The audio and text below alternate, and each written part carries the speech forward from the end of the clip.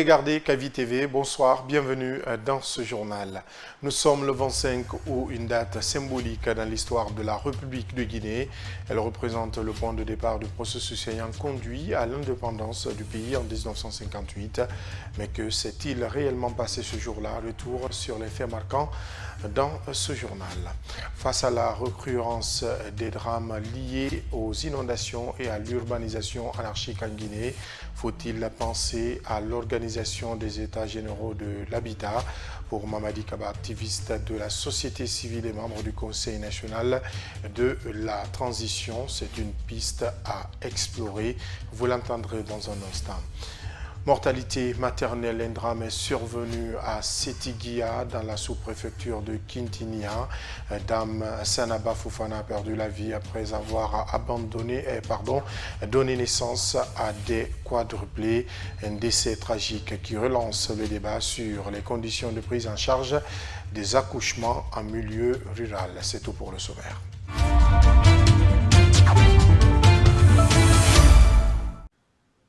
Encore une fois, bonsoir et bienvenue. Le 25 août 1958 marque l'élément déclencheur pour l'indépendance de la République de Guinée sous Ahmed Sékou Touré. Elle rappelle l'arrivée à Conakry du général de Gaulle, devant qui le premier président de la Guinée a tenu le courageux discours en faveur de l'indépendance du pays. Ce jour aura marqué de nombreux esprits, ouvrant la voie à la Guinée de prendre son destin en main. Germaine Manzaré revient sur cette date historique. Le 25 août 1958 a été le top départ de la Guinée pour l'indépendance. C'est ce jour que le feu Ahmed Sékou Touré a tenu son discours courageux devant le général de Gaulle qui était en tournée africaine pour chercher l'adhésion des colonies au projet de la nouvelle constitution proposée aux Français d'alors. Antananarivo, Brazzaville, Abidjan, Dakar, Alger et Conakry étaient les villes choisies. Le 20 août 1958, le général de Gaulle a démarré sa tournée. Et le 28 septembre de la même année, les Français étaient appelés à voter pour ou contre le projet de constitution de la Ve République. Arrivé à Conakry le 25 août, de Gaulle sera accueilli par une masse à la demande du PDG-RDA, Parti démocratique de la Guinée, devant l'Assemblée territoriale. Deux discours et deux visions étaient en vue. Prenant la parole, Ahmed Sékou Touré déclare, je cite, « Nous avons quant à nous un premier indispensable besoin, celui de notre dignité. Or, il n'y a pas de dignité sans liberté. Toute contrainte imposée et subie dégrade celui sur qui elle pèse, lui retire une part de sa qualité d'homme et en fait arbitrairement un être inférieur. Nous préférons la pauvreté dans la liberté à la recherche dans l'esclavage. » Ce ton offensif et ses propos audacieux face au président du Conseil français vont déplaire au général de Gaulle. De Gaulle reçoit cela comme une insulte. Je le vois à sa pâlure, raconte Pierre Mesmer. Celui qui est alors président du Conseil français réagit immédiatement en improvisant un discours tout aussi offensif. Cette communauté, la France la propose. Personne n'est tenu d'y adhérer. On a parlé d'indépendance. Je dis ici, plus haut encore qu'ailleurs, que l'indépendance est à la disposition de la Guinée. Elle peut la prendre le 28 septembre en disant non à la proposition qui lui est faite. Et dans ce cas, je garantis que la métropole n'y fera pas obstacle. De Gaulle furieux quitte la salle en oubliant son képi et il dira à ses proches, la Guinée, messieurs, n'est pas indispensable à la France. Qu'elle prenne ses responsabilités, nous n'avons plus rien à faire ici. Le 29 septembre, la France s'en ira. Vexé, le chef du gouvernement français annule toutes les réceptions prévues et ne dîne pas avec Sékou Touré, comme convenu initialement, et quitte le lendemain matin. Sékou Touré, qui devait embarquer pour Dakar avec lui, ne viendra pas. Il arrivera avec plusieurs heures de retard à l'Assemblée fédérale de l'AOF. Le 25 août 1958 reste une date historique pour la République de Guinée. À cette occasion, nos reporters Germaine Mansaré et Moussa Kamara ont tendu le micro à Manga Mori Bangoura pour son témoignage. Suivez. Le 25 août est une date emblématique. Emblématique en ce sens que c'est à partir de cette date-là que la Guinée a amorcé son ascendance, je voudrais dire, vers l'indépendance de la République de Guinée. Et surtout vers l'indépendance des pays africains. Il faut le noter en très grandes lettres. Donc, ce 25 août, qui consacre la visite du général de Gaulle en République de Guinée, est une date qui a permis à nos dirigeants d'alors de procéder à une activité qui a permis, je dirais, qui a permis au peuple de Guinée de choisir. Parce que le 25 août, une proposition a été faite à la Guinée par la communauté française. Et il était question de choisir entre la communauté ou alors l'indépendance.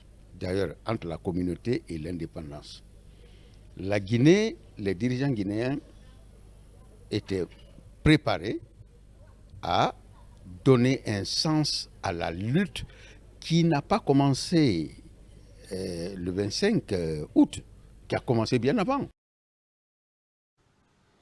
Je vous l'annonçais au sommaire, glissement de terre à Manéa. L'activiste de la société civile et membre du Conseil national de la transition, Mamadi Kaba, propose une organisation des états généraux et de l'habitat en Guinée. C'est la seule alternative, selon lui, qui devrait permettre de faire face aux catastrophes naturelles, des catastrophes qui se manifestent par des inondations, des éboulements et des glissements de terre. Mamadou Tanouba. Les constructions anarchiques sont l'une des principales causes des catastrophes en Guinée. C'est l'avis de l'activiste de la société civile, Mamadi Kaba, qui explique cette situation par l'absence de l'État depuis des décennies à l'intérieur des quartiers. Dans tous les quartiers aujourd'hui, c'est la construction anarchique, n'est-ce pas? La vie des populations est menacée, les cours d'eau sont envahis.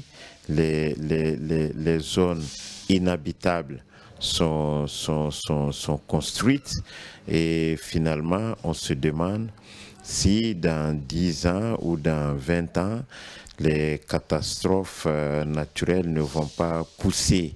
Pour préserver la vie des citoyens contre les catastrophes naturelles, Mamadi Kaba demande à l'État de prendre des mesures fortes, notamment le déguerpissement. Toute action visant à concourir à la préservation de la vie des populations est vraiment une obligation pour l'État. Donc si la solution passe par le déguerpissement, il faut que l'État ait le courage de démolir les maisons qui sont situées dans les zones non habitables afin que les femmes et les enfants ne périssent pas dans des catastrophes naturelles. Le moment est venu pour l'État de sévir contre certains responsables qui octroient à des particuliers des domaines non habitables, a déclaré cet activiste. L'État doit sévir contre les cadres indélicats qui ne respectent pas la loi, qui ne respectent pas l'autorité, qui agissent juste pour remplir leurs poches. Mamadi Kaba encourage le gouvernement guinéen à organiser les états généraux de l'habitat pour trouver une solution à ce problème lié aux constructions anarchiques. Il faut que les états généraux de l'habitat viennent pour confirmer les endroits dangereux, les endroits non habitables, les solutions viables, les solutions durables, les mesures d'accompagnement, etc., etc. À cette allure, Mamadi Kaba craint que Conakry ne soit complètement sous les eaux dans les 10 ans à venir si rien n'est fait. Et puis, bonne nouvelle pour les abonnés de l'électricité de Guinée EDG. Grâce à l'application Koulou, il est désormais possible de payer ses factures sans avoir à se déplacer. Selon dit l'entreprise Diwalgui, à travers son service Koulou, a officialisé un partenariat avec EDG. Objectif, faciliter le paiement des factures d'électricité via une solution simple, rapide et sécurisée, directement accessible sur l'application mobile. Bangali Camara. C'est une collaboration qui s'inscrit dans la vision d'EDG d'élargir les canaux de recouvrement et d'améliorer la qualité de service grâce à des solutions numériques. Celle-ci permet également à Koulou d'enrichir son écosystème de services de paiement récurrent afin d'aider les clients de régler leurs factures d'électricité sans la moindre difficulté et en toute sécurité. L'objectif de la rencontre est d'officialiser la disponibilité des paiements des factures EDG à travers notre plateforme Koulou. Donc nous avons voulu, avec notre partenaire privilégié EDG, lancer cela officiellement, communiquer cela officiellement pour montrer aux Guinéens et à nos concitoyens la disponibilité et la possibilité d'utiliser Koulou pour effectuer ces paiements, ce qui enrichit l'écosystème des services de paiement mobile en Guinée. Cette nouvelle fonctionnalité qui offre aux clients un règlement rapide et sécurisé est disponible 24 heures sur 24 sur 7 jours. Elle contribue à l'amélioration de l'expérience des clients et à la modernisation du service public avec plusieurs avantages sur son utilisation, selon son directeur financier. Bon, je disais tantôt pendant la conférence de presse qu'il y a un élément extrêmement important, c'est le facteur coût. Nous sommes dans un pays où les prix, les gens sont très sensibles au coût et au prix. Donc nous estimons que nos services sont très compétitifs et je dirais même des plus compétitifs. Et en plus de cela, nous offrons beaucoup de freebies. Vous utilisez, vous êtes récompensé. Nous avons des tirages au sort pendant les 3 prochains mois. Et comme je le disais tantôt pendant la conférence de presse, qui n'aime pas les cadeaux? Pour sa part, le directeur général de EDG, Elhadj Gandobari, présent à la cérémonie, s'est réjoui de cet autre partenariat de paiement mobile de factures d'électricité et soutient que cette innovation permettra à coup sûr d'atteindre un grand nombre d'abonnés. Notre partenariat avec vous est un partenariat très stratégique parce qu'il va nous permettre d'atteindre plus d'abonnés, plus de clients et d'avoir plus de retours positifs de nos abonnés. Nous pensons que la relation que nous développerons à travers l'application Koulou permettra à un maximum de Guinéens, à un maximum de consommateurs d'électricité d'utiliser cette plateforme pour pouvoir payer les factures d'électricité et avoir tout ce qu'il y a comme support. Pour l'application des services financiers Koulou et l'électricité de Guinée EDG, ce partenariat stratégique scellé permettra de régler sa facture d'électricité en ligne à moindre coût, tout en bénéficiant des avantages sur chaque paiement de sa facture d'électricité. Et puis, l'ancien ministre des Mines et de la Géologie et actuel administrateur de la société AG2BA, GIC Ahmed Kanté, a bouclé un séjour de travail à Kankan. Ce déplacement a été marqué par une série de rencontres avec les autorités administratives, religieuses et coutumières.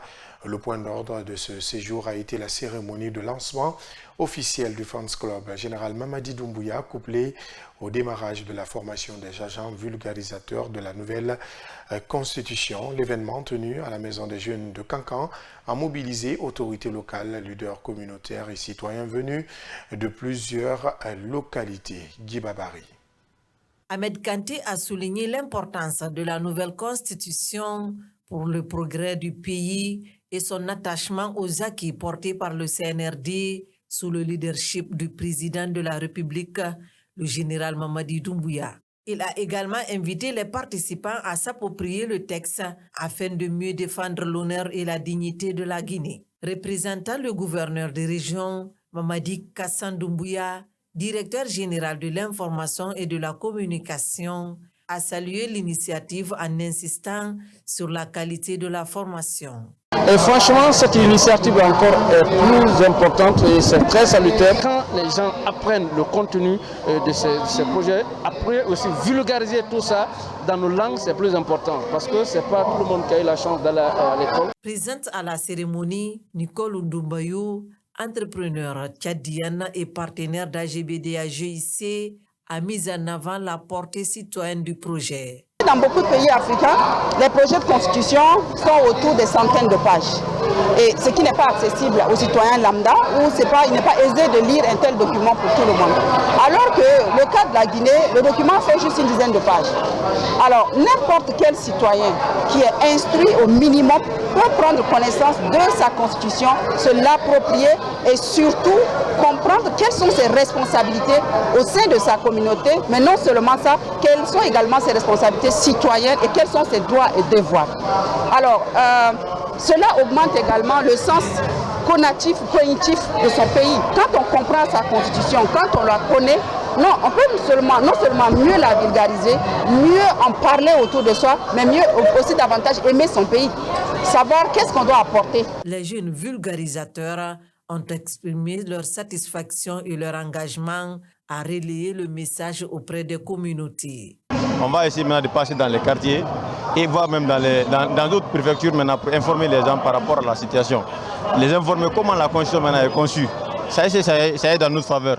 Donc, parce que maintenant, là, c'est le référendum qui va venir le 21 septembre. On sera là pour informer les gens par rapport à cette situation. Voilà, nous remercions cette société par rapport à la participation parce que c'est une manière d'encourager les jeunes à être maintenant motivés à s'adresser ici aux besoins de la nation. Parce que là où nous sommes maintenant, là, nous sommes satisfaits. Avec ce lancement à Kankan, Ahmed Kanté s'affirme comme un acteur clé du processus de vulgarisation de la nouvelle constitution, tout en mobilisant les citoyens autour de la vision du général Mamadi Doumbouya. À présent, c'est communiqué de la haute autorité et de la communication. Communiqué dans le cadre de l'organisation du référendum constitutionnel du 21 septembre 2025. La haute autorité de la communication, RAC, invite à une réunion de prise de contact le mercredi 27 août 2025 à 11h à son siège. Les partis politiques, les plateformes de la société civile reconnues par l'État et les mouvements de soutien des opinions désireux de bénéficier de la couverture médiatique.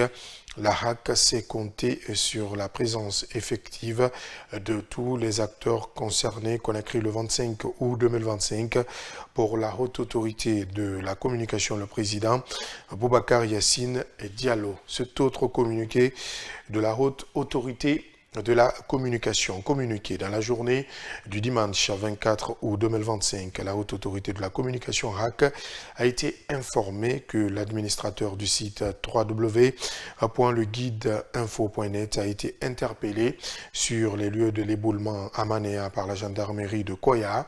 Le président de la RAC, aussitôt informé, a sollicité l'appui du directeur de l'information et des relations publiques des armées d'IRPA pour obtenir sa mise en liberté et a établi le contact avec le journaliste concerné. Dans la matinée de ce lundi 25 août encore, le président de la RAC a joint au téléphone le commandant de la gendarmerie de Koya pour solliciter la libération du journaliste. Ce dernier a prêté une oreille attentive à cette sollicitation et a promis sa libération, ce qui fut fait dans les heures qui ont suivi. La RAC remercie tous ceux qui se sont impliqués pour obtenir la libération du journaliste Mamoudou Bouléré Diallo. Par la même occasion, la RAC invite les médias présents sur les lieux au respect des consignes de sécurité et à traiter avec beaucoup plus de professionnalisme et de responsabilité les questions relatives à ce drame, qu'on a écrit le 25 août 2025 pour la haute autorité de la communication. Poursuivons ce journal. Une étudiante de 23 ans a été électrocutée par son propre téléphone en charge alors qu'elle l'utilisait.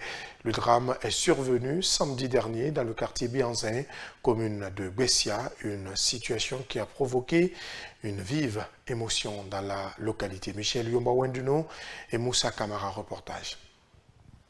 Selon les témoins, Maria Kamara a trouvé la mort par électrocution pendant qu'elle utilisait son téléphone branché pour la charge.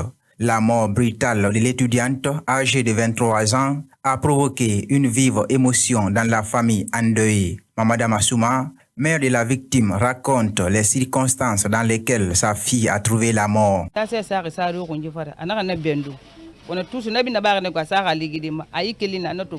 Le téléphone était déposé sur la tête du lit. Elle l'a pris pour brancher son téléphone en jouant en même temps.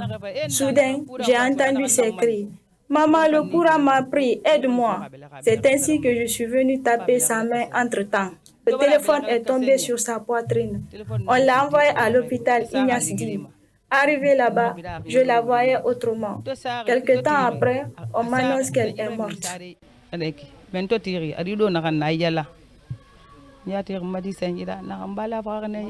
La mort de Mbalia Kamara a laissé un vide au sein de la famille, regrette son grand frère. Là, j'ai pas de mots à dire, Ça m'a touché, Genre, c'est mon plié quand même, c'est mon plié. C'est elle qui est souvent la famille même.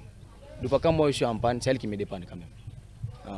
Manipuler un téléphone en pleine charge constitue un danger selon des observateurs. Chaque utilisateur est invité à faire preuve de responsabilité avec le téléphone portable. À Siguiri, une femme a trouvé la mort après avoir donné naissance à 4 bébés. Sanaba Fofana, c'est son nom, est habitante de Sitigia, un district de la sous-préfecture de Kintinia. Les bébés sont encore vivants. La triste nouvelle a eu lieu ce dimanche 24 août à l'hôpital préfectoral. Ousmane Osekonde est notre correspondant basé à Siguiri. Sanaba Fofana a rendu l'âme après l'accouchement par césarienne qui a donné naissance à 4 bébés, tous vivants. La mère qui a succombé a été reçue à l'hôpital dans un état critique, selon le docteur Tassi Bereti, médecin en chef de la maternité préfectorale de Siguiri. Quand on a reçu la dame, comme je vous l'ai dit, elle était inconsciente et nous avons contrôlé sa tension qui était à 180 sur 120 mm de mercure. Donc nous avons administré le protocole de sulfate de magnésie comme d'habitude. Et finalement, nous avons jugé nécessaire, puisque la grossesse était à terme, d'intervenir rapidement pour sauver les enfants et la maman. Donc l'intervention a été faite avec toute l'équipe sur place et les 4 enfants ont été sauvés. La maman était maintenant sous la réanimation. Toute l'équipe mobilisée, nous avons continué à réanimer la femme jusqu'à 16h55 que la femme est décédée. Dr Tassi Bereti confirme que les bébés sont entre de bonnes mains et reçoivent des soins au niveau de la pédiatrie. Donc les 4 bébés n'ont pas de problème. Les 4 bébés ont été envoyés en pédiatrie pour l'examen systématique. Les 4 bébés se portent très bien. Vraiment, il n'y a pas eu de problème. Parce que la pédiatrie aussi a examiné, elle a écrit l'observation dans le carnet que nous avons lu. Donc il n'y avait pas de problème au niveau de ces 4 bébés-là. Tout a été mis en place pour sauver la vie de la défunte mère, mais en vain, explique Dr Aboubakar Sidiki Diané, directeur de l'hôpital préfectoral de Siguiri. Dès qu'on a une telle urgence, et le labo, et la pédiatrie, plus l'équipe de la maternité, tout le monde vient autour de la dame. Chacun joue son rôle. Elle a été prise en charge très vite. Lorsqu'il m'a informé, finalement, je lui ai dit que tout ce dont il a besoin, il n'a qu'à demander. J'ai été à la pharmacie, je les ai dit. Puisque, en dehors de ça, l'accouchement et la césarienne chez nous, comme partout en Guinée, c'est gratuit. Donc on a fourni tout ce qu'il faut. D'après le médecin traitant, la défunte Sanaba Fofana faisait des consultations régulières avant ce jour. 3 filles et un garçon constituent les 4 bébés nés avant le décès de leur mère. C'est la fin de ce journal. Merci à vous de l'avoir suivi. Restez en compagnie de nos programmes. À très vite sur KVTV, la télé du développement et de l'entrepreneuriat.